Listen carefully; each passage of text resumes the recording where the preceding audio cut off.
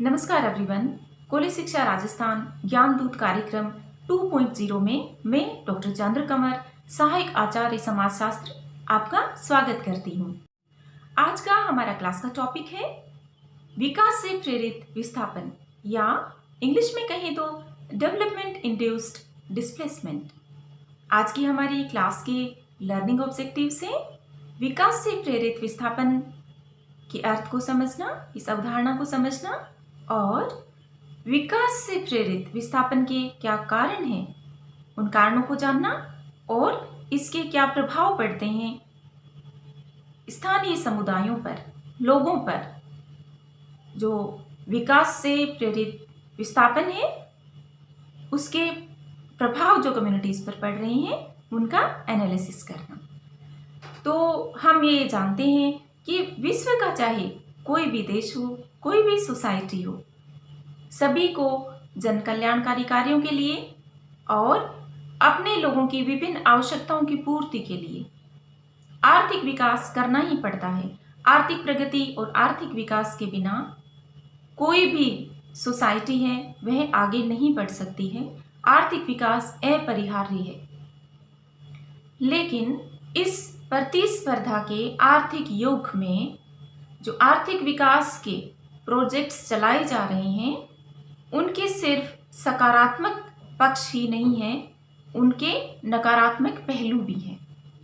नकारात्मक पहलू ये है कि जब विकास के प्रोजेक्ट्स चलाए जाते हैं औद्योगिकरण की प्रक्रिया के तहत, तो इस स्थानीय लोगों की जमीनों को अधिग्रहित कर लिया जाता है सरकार के द्वारा। 1894 एक्ट के तहत अगर आवश्यकता पड़े, फिर चाहे वह कोई इंडस्ट्रियल प्रोजेक्ट हो या फिर खनन कार्य हो, शहरीकरण हो, या वर्तमान समय में स्मार्ट सिटी का निर्माण हो या स्पेशल इकोनॉमिक जोन का निर्माण करना हो, सरकारें आवश्यकता होने पर लोगों की भूमि को अधिग्रहित कर लेती है इस तरह के प्रोजेक्ट्स के निर्माण के लिए, क्योंकि इंफ्रास्ट्रक्चर के डेवलपमेंट के लिए और आर्थिक विकास के लिए ये ज़रूरी होता है कि इस तरह के प्रोजेक्ट्स को बनाया जाए। लेकिन समस्या तब उत्पन्न होती है जबकि विस्थापित लोग अपने घर को, अपनी जमीनों को, अपने खेत को, अपने चारागाहों को, अपनी नदियों को, जंगलों को, जलाशयों को छोड़ने के लिए मजबूर हो जाते हैं, अपनी संपत्तियों को छोड़ने के लिए मजबूर हो जाते हैं और एक बहुत ही सामाजिक सांस्कृतिक वेदना से उनको गुजरना पड़ता है। वो डिस्प्लेस्ड हो जाते हैं, वे विस्थापित हो जाते हैं और उनको अपना घर छोड़कर दूसरी जगह रहने को मजबूर होना पड़ता है। तो यहाँ पर समस्या उत्पन्न होती है। देखिए, डिस्प्लेसमेंट आप जानते ही हैं। डिस्प्लेसमेंट क्या होता है? डिस्प्लेसमेंट का मतलब होता है लोगों का अपने स्थायी निवास स्थान से हट जाना या उनको हटाया जाना। विस्थापन के कई कारण हो सकते हैं, जैसे कि प्राकृतिक कारण भी हो सकते हैं, मतलब नेचुरल डिजास्टर्स जिन्हें कहें, प्राकृतिक आपदाएं, कहीं पर बाढ़ आ गई, सूखा, इन सब से भी विस्थापन होता है। या फिर पॉलिटिकल वायलेंस अगर कहीं हो गई है, टेररिज्म की वजह से लोग विस्थापित हो जाते हैं। भारत के भी कुछ राज्यों में आतंकवाद से ग्रसित होकर कुछ लोगों को विस्थापन की समस्या का सामना करना पड़ा है, मतलब उनको अपने घरों को छोड़ना पड़ा है। लेकिन जिस विस्थापन की बात हम कर रहे हैं वह विस्थापन है विकास के कारण इस विस्थापन होना, मतलब विकास की योजनाएं जब सरकार बनाती है, जब सरकारें प्रोजेक्ट्स बनाती है, तो उन प्रोजेक्ट्स के लिए, उन फैक्ट्रियों के लिए वह जमीन अधिग्रहित करती है लोकल लोगों की। और जो लोकल पॉपुलेशन है, जो स्थानीय लोग हैं, जो कि जनरली आदिवासी, अनुसूचित जाति के लोग या फिर इस तरह के छोटे फार्मर्स होते हैं, छोटे छोटे समुदाय होते हैं, उनको अपनी जगह को छोड़ना पड़ता है। आपने सुना होगा नर्मदा बचाओ आंदोलन, जो बहुत एक सरदार सरोवर परियोजना के विरोध में मेधा पाटकर के नेतृत्व में आंदोलन हुआ। तो वो क्यों हुआ? वो इसलिए हुआ कि जो आदिवासी वहां से डिस्प्लेस्ड हो गए थे, विस्थापित हो गए थे, उनके अधिकारों की रक्षा के लिए। तो देखिए, इसके बहुत पर्यावरणीय प्रभाव हैं। पारिस्थितिकीय प्रभाव है तो लोकल लोगों पर, लोकल कम्युनिटीज पर, स्थानीय लोगों पर जो दुष्प्रभाव पड़ते हैं विकास के, उनको समझना बहुत ही जरूरी है किसी भी प्रोजेक्ट को बनाने से पहले।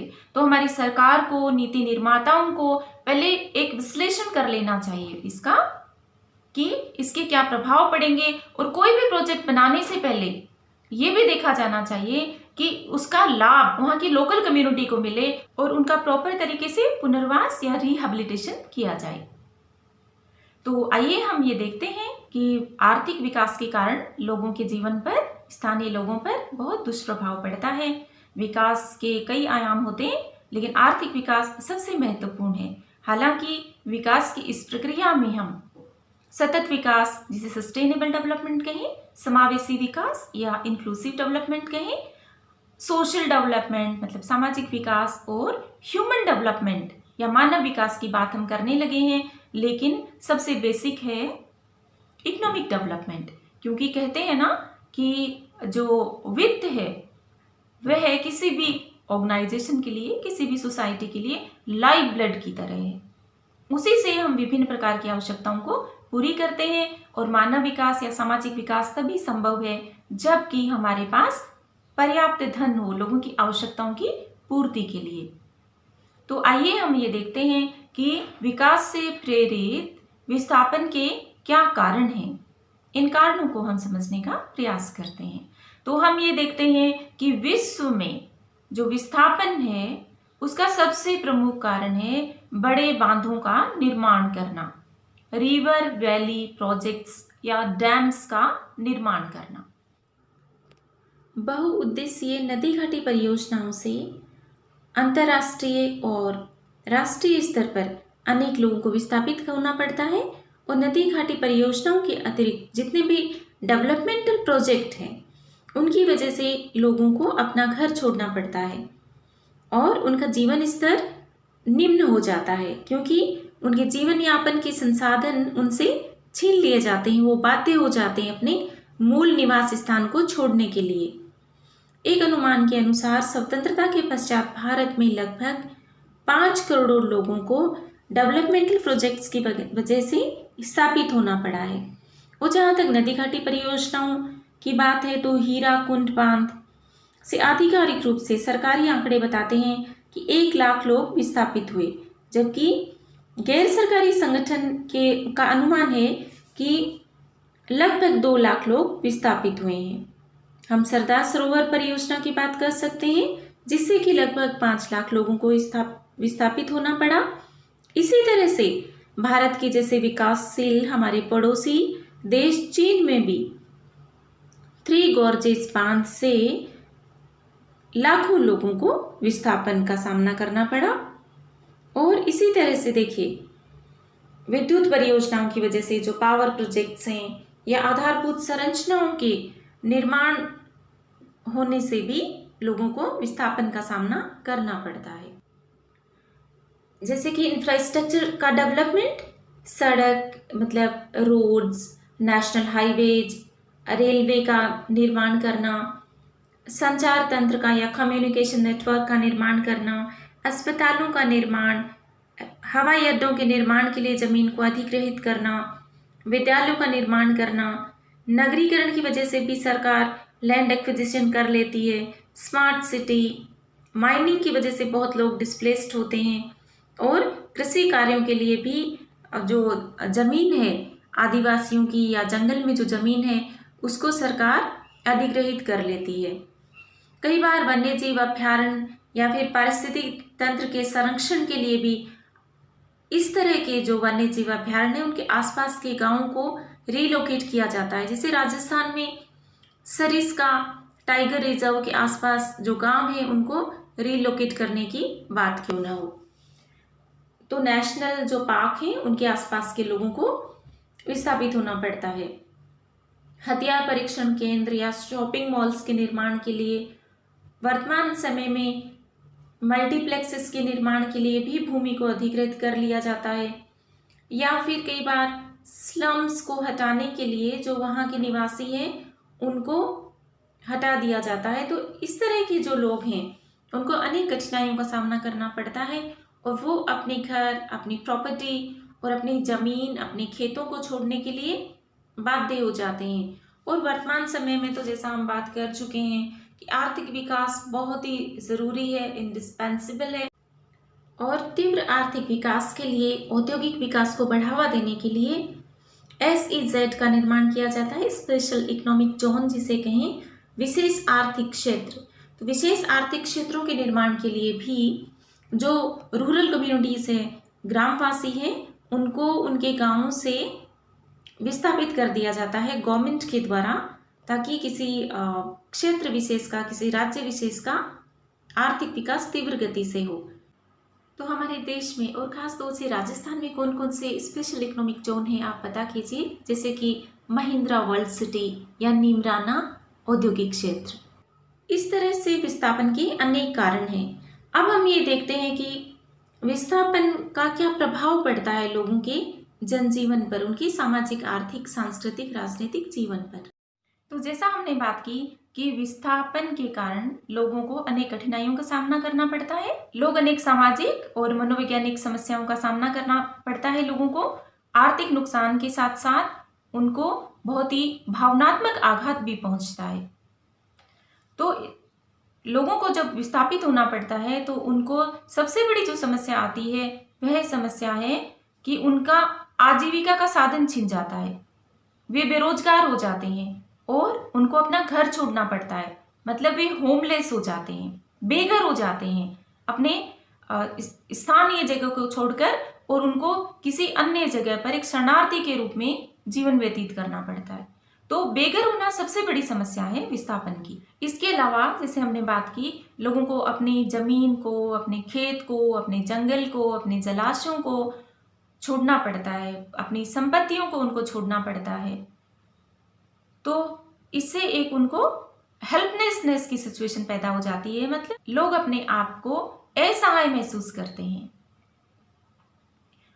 बेरोजगारी अन्य समस्या है, क्योंकि उनके जो जीविका उपार्जन के परंपरागत साधन थे, फिर चाहे वह जंगल से उत्पादों को, मतलब फल फूल एकत्रित करना हो, फॉरेस्ट प्रोड्यूस को कलेक्ट करना हो, या फिर जंगलों से शहद एकत्रित करना हो, तो बेरोजगार हो जाते हैं और इससे वे गरीब हो जाते हैं और उनका जीवन स्तर बहुत ही निम्न हो जाता है और शहरों में उनको मलिन बस्तियों में रहने के लिए बाध्य होना पड़ता है। एक तरफ तो जब वे प्रकृति के बीच में रहते थे, चाहे उनके पास पैसा कम था, लेकिन एक स्वच्छ वातावरण में वे रहते थे। दूसरी तरफ विकास की वजह से उन्हें मजबूरन मलिन बस्तियों में अस्वास्थ्यप्रद वातावरण में उनको जीवन व्यतीत करना पड़ता है। और कई बार तो देखिए इससे परिवारों का विघटन भी हो जाता है, सामाजिक विघटन का सामना करना पड़ता है, क्योंकि जब वे लोग अपनी लोकल कम्युनिटीज में रहते थे, अपनी प्रथाओं, परंपराओं, त्योहारों को मनाते थे, लेकिन जब वे शहर में आते हैं तो उनको अपनी भाषा, पहनावा, संस्कृति, कुछ भी उनको वैसा नहीं मिलता है और वे अपने आप को बहुत ही एक निरीह प्राणी के रूप में महसूस करते हैं। एडजस्टमेंट की समस्या उनके सामने उत्पन्न होती है।